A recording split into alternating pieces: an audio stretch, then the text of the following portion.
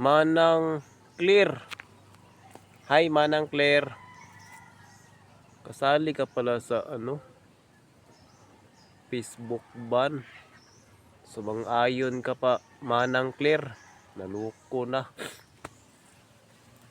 Ito namang si Manang Clear ay nag-anunsyo. Wala talagang magawa itong si Manang Clear. Ang alam nyo Manang Clear, wag mong gawin yan. Kasi maraming mga tao ang mawala ng internet.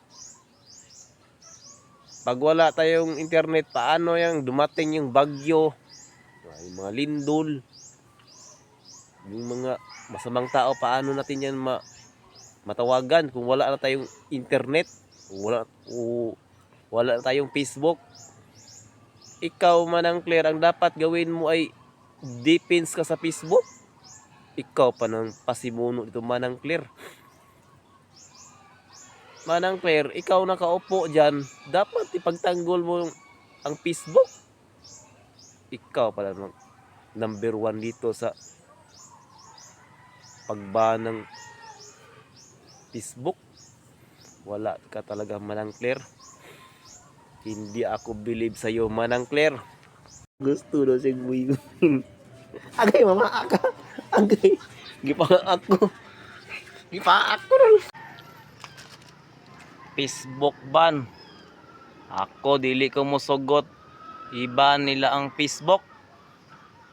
Kini mang jud nga CICC Director Paraiso. Ila na ang giistudyuhan. Manong istudyuhan man nila ang Facebook nga wa man nang hilabot. Kato noong mga flood control wa man to na istudyuhan nila. Bay klaro mga CICC. Unya karon kita mga Pinoy di punta manugot ani na ilahang iba ng Facebook. Tungod kay diri beta na atong pamilya makontak na to sa Facebook, beta magkontak tanan. Chat, message, messenger, video call, Telegram. Oh. Sa Facebook na to na gipangita nga makontak atong pamilya. Ang Facebook importante kayo. Kinahanglan nga dili gina siya maban. Nya kita pug mga Pilipino dili ta manugot kay sao na lang atong pamilya ni dili na makontak. Nasa unang panahon itong tuiga to 1982 ko gianak. Nya wala ba ito tanan biya. Walay cellphone.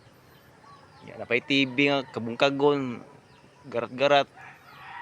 Sa unang panahon 1982 wala pa na yung mga cellphone, wala pa na mga TV nga mga flat screen. Nya karon niabot ang Facebook.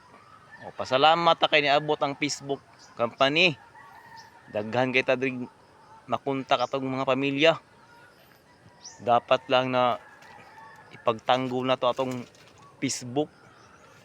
Nya kita tanang mga Pinoy diri sa Luzon, Visayas, Mindanao ug mga abroad pod dili gid ta magsugot nga iba nila ang Facebook kanang CICC.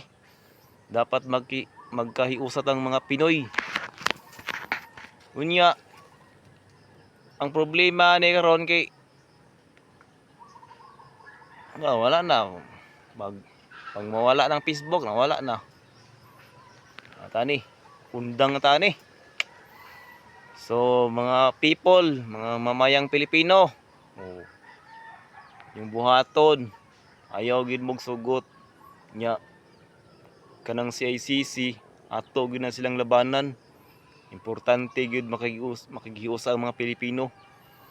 Nya Lods, karon Lods, mura na ang istorya Lods.